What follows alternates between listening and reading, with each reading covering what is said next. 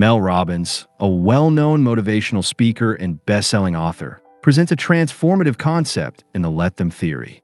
This book builds on her previous works, including the 5-second rule and the high five habit, but focuses on a simple yet powerful idea: letting people be who they are without attempting to control or change them.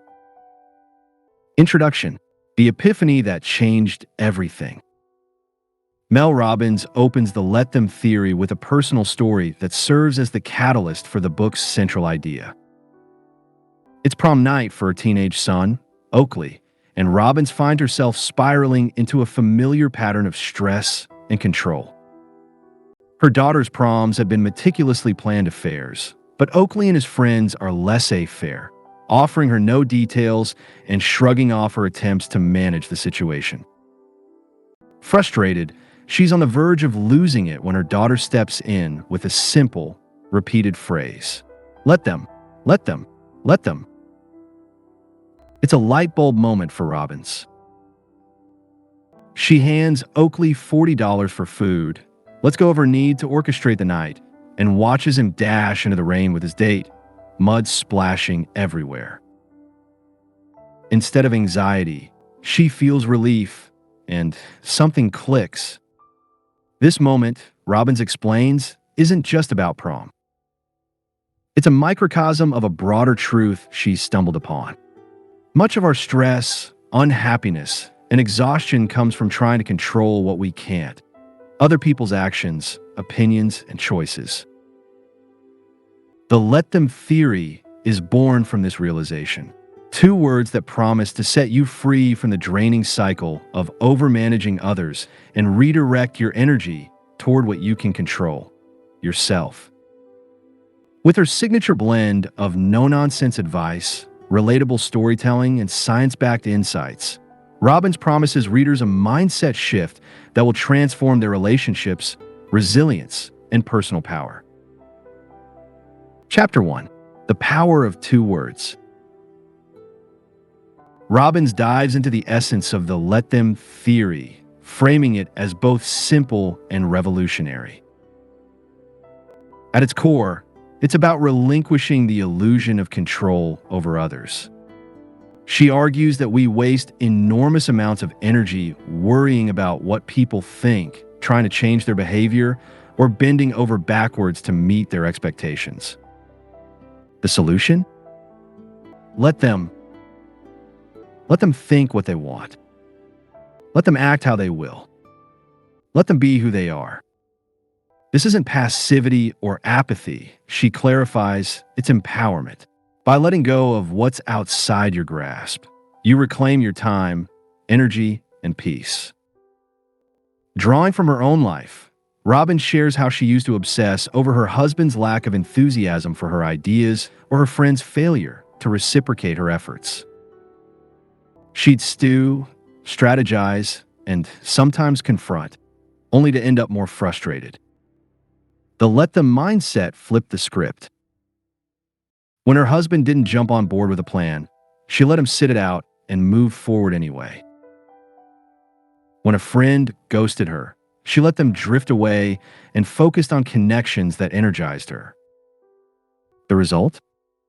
Less resentment, more clarity. Robbins backs this up with a nod to psychological principles like the locus of control theory, which distinguishes between what we can influence, internal, and what we can't, external. She cites Stoicism too, quoting Marcus Aurelius: "You have power over your mind, not outside events. Realize this, and you will find strength." The Let Them theory, she posits, is ancient wisdom repackaged for modern chaos, a practical tool to stop fighting reality and start shaping your own. Chapter 2: Why we control and why it's killing us. Here, Robbins explores the roots of our controlling tendencies. She weaves in neuroscience, explaining how our brains are wired for certainty and safety. When others act unpredictably, say a coworker slacks off or a partner dismisses our feelings, our amygdala lights up, triggering stress. We try to control them to soothe that discomfort, but it's a losing battle. Robbins cites research from UC Berkeley on how unmet expectations fuel anxiety, underscoring that our need to manage others often stems from fear. Fear of rejection, failure, or being left behind. She gets personal again, recounting her years as a people pleaser. As a former lawyer turned entrepreneur, she'd bend over backwards to win approval, until she hit rock bottom in 2008, unemployed and drowning in debt. That struggle, she says, taught her a brutal lesson. You can't force people to see your worth. Trying to control their perceptions only drained her further. The let them theory became her lifeline, a way to stop outsourcing her happiness to others. Robbins introduces a key distinction. Let them isn't let it go. Letting go feels passive, like surrender. Let them is active, a deliberate choice to release others from your grip while seizing control of your own actions. It's not about giving up. It's about waking up to what's yours to handle. Chapter 3. The 3 ways to use let them. Robbins breaks the theory into 3 actionable applications, each illustrated with stories and steps. This is about accepting people's true selves, flaws, and all. Robbins recalls a falling out with a friend who never initiated plans. She'd nag, guilt trip, and fume until she said, let them. She stopped chasing and let the friendship fade naturally.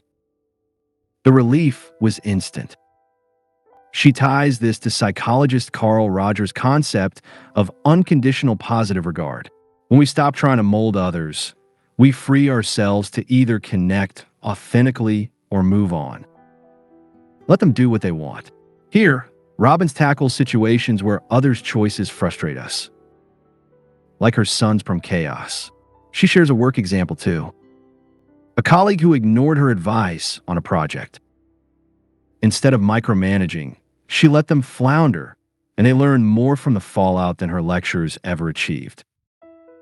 This aligns with research on autonomy from the American Psychological Association, showing people grow most when trusted to navigate their own paths. Let them think what they think. Opinions are the hardest to release, Robbins admits. She describes obsessing over a negative comment on her podcast, until she said, let them. The critic's view didn't change her reality. She references a National Library of Medicine study on how expectations shape emotions, arguing that letting others hold their beliefs frees us from the trap of needing validation. Each application comes with a let me counterpart. Let me focus on my goals. Let me choose my response. Let me define my worth. This duality is the heartbeat of the theory. Letting them go empowers you to step up. Chapter 4. Relationships Reimagined. Robbins dedicates this chapter to applying let them in personal connections. She starts with family, recounting her attempts to fix her parents' habits or her kids' decisions. The prom story resurfaces as a turning point. Letting Oakley be a messy teenager taught her to trust her kids' journeys. She contrasts this with overfunctioning anxiety, a term from Dr. Harriet Lerner, where we take on others' responsibilities to feel secure. Let them dismantles that, fostering healthier boundaries. In friendships, Robbins introduces her 3 pillars of adult connections: proximity, timing, and energy. When a friend didn't invite her on a trip, she felt crushed until she said, let them. She realized the timing wasn't right, and her energy was better spent elsewhere. Romantic relationships get similar treatment. If a partner won't meet your needs, let them show you who they are, then decide what you need to do. The chapter ends with a powerful insight. Let them doesn't mean tolerating toxicity. It's about clarity, seeing people as they are, not as you wish them to be, and acting accordingly. Robbins calls this radical honesty with yourself. Chapter 5. Work, Stress, and the power of letting go at work, Let Them becomes a stress-busting superpower. Robbins shares a story of a boss who micromanaged her early in her career. She fought it until she burned out, then tried letting him be the control freak while she focused on her tasks. Her productivity soared.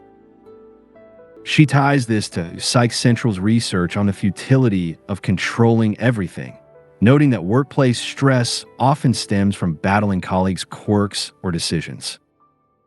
She also addresses ambition. When a collaborator didn't pull their weight, Robbins let them slack and picked up the slack herself, not out of martyrdom, but to keep her project on track. The outcome? Success, plus a lesson in resilience. She encourages readers to let go of workplace drama, gossip, slights, or unfairness, and channel energy into what advances their goals. Chapter 6. The Science of Freedom. Robbins doubles down on the why behind Let Them, blending science and philosophy. She cites Frontier's research on envy and jealousy, explaining how comparing ourselves to others fuels control urges. Let Them short-circuits that cycle. She also leans on mindfulness, suggesting a 5-second pause, echoing her famous 5-second rule, to say let them before reacting. A standout section is her take on emotional resilience. By releasing others' baggage, you build a mental muscle that handles setbacks better. She shares a time her podcast got harsh reviews. Letting the critics vent without internalizing it kept her grounded. This resilience, she argues, is the ultimate payoff. A life where you're unshaken by what you can't change. Chapter 7. 8 areas to apply. Let Them. Robbins offers a practical playbook, applying the theory to 8 life domains. Career. Let colleagues slack or bosses nitpick. Focus on your wins. Friendships. Let flaky friends flake. Nurture the ones who show up. Love. Let a partner reveal their commitment level. Decide what you deserve. Family. Let relatives judge or meddle. Protect your peace. Goals. Let doubters doubt. Pursue what lights you up. Stress. Let chaos unfold. Control your response. Happiness. Let others' opinions slide. Define your own joy. Each section includes a real-life example, like letting a rude stranger be rude instead of engaging, and a takeaway exercise, like journaling what you can't control to shift focus. Chapter 8. The Ripple Effect. Robbins closes by exploring how Let Them transforms not just you, but your world. She recounts how letting her husband be less communicative opened space for him to step up in his own way. By modeling freedom, you inspire others to claim theirs. She calls this the ripple effect: less control, more connection. She also addresses criticism that Let Them feel simplistic.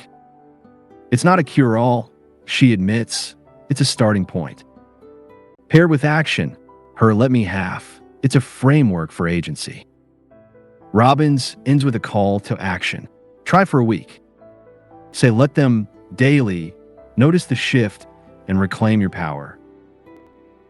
Conclusion. 2 words, 1 life. Robbins wraps up with a reflection on that prom night. Letting Oakley run into the rain wasn't just about him. It was about her. Every Let Them moment since has built a life of less stress and more purpose. She urges readers to order the book, not for her, but for themselves, to unlock a freedom they didn't know they had. It all begins with 2 simple words, she writes. Let Them.